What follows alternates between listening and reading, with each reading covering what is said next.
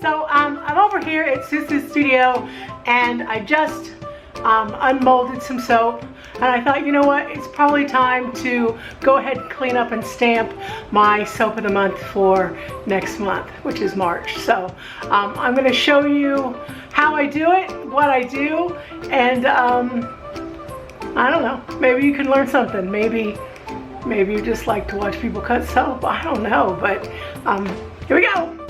So I have this little, I've been using it, so it's a little bit scudgy, but I have this like little multi-planer situation, and it's got like a planer here for the sides of the soap, and then it's got like a little beveler built in right here. I know a lot of people use potato peelers or vegetable peelers, but I'm gonna be honest with you, I'm a little heavy-handed. I kind of make, like, I'll go crazy, like the whole half of the corner of the soap will be gone. So I got this. It keeps me honest, and it doesn't wreck my soap. So I have some soap that's ready to be done, and this is my goat meal cookie soap. And you can see kind of how rough it's kind of rough looking. So it's got goat milk and oatmeal in it, and this is like a little cocoa line. Oh, that was Mickey telling me I have a text message.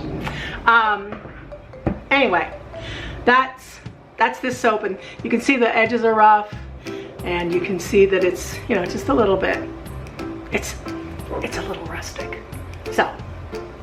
So basically what I do, and I'm doing this, I don't know if you can see if I turn it. I guess you can. Haha. So what I do is I plane each side. I take my time, and then I plane the other side.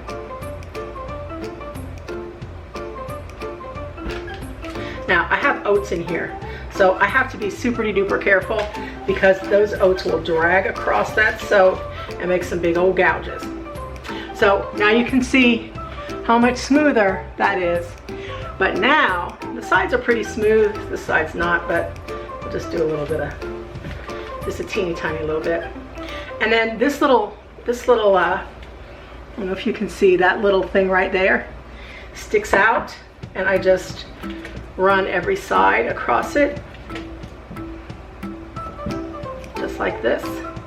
I saw this at a soap show a few years ago, and I ordered it, and I can't remember who I ordered it from, but when I do remember, I will most definitely link it. I will find out, and I'll link it in the description below. But you can see how much nicer that looks. Just a prettier bar of soap. I also will dust it off a little bit with a rag, and before I send it off, I'll polish it a little bit. So there's one, and I did not put another piece of parchment, so let me do that.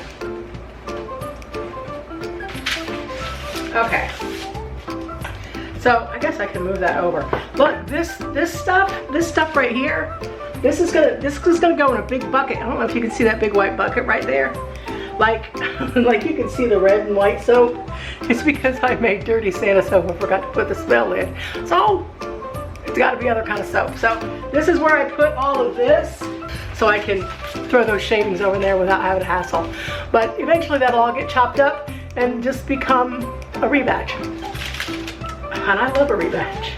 So basically I'm just gonna dust this off like this. And I have this soap, or the soap stamp, that says Hello Fabulous.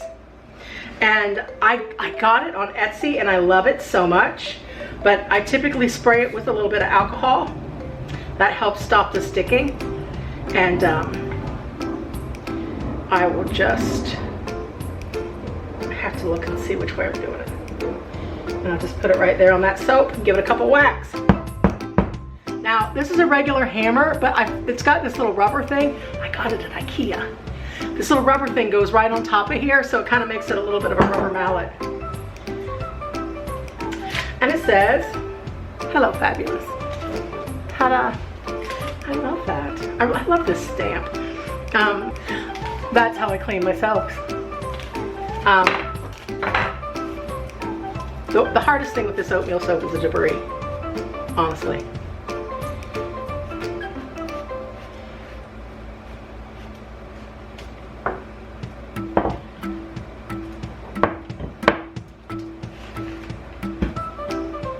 What a difference. But you can see, can you see where I got an oat in there and it drug? I'll be able to polish that out later. Yeah. Everybody loves me, can you tell? That's actually Poshmark, because somebody wants me to buy some clothes. All right, I'm gonna end this because, you know, it's just simple. But a lot of people do use the potato peeler. I can't do it. So I got this little dealio. I think I paid like $100 for it. And it doesn't get dull. I used to have a lucite one that you had to change the blades in. I did not lose the tip of my finger to it, but I was always afraid that I was going to. This one is fine. It doesn't cause me any problems. And it works like a charm. It really, really does. So I usually wait probably 3 or 4 days after I unmold my soap to do this. Sometimes up to a week, but I have to be careful with that stamp, because if that soap gets too hard, that stamp just won't do it. But that's how I do it. So anyway, if you liked this video, because everybody else has done one just like it, just give me a thumbs up. Man, I sure do appreciate it. But kinda I want you guys to know what goes into your soaps.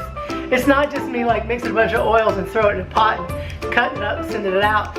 I love these little bars of soap before they get to you. I plane them and I do the edges and I polish them and I stamp them. I put a little bit of glitter on them because I love you Mises to pieces.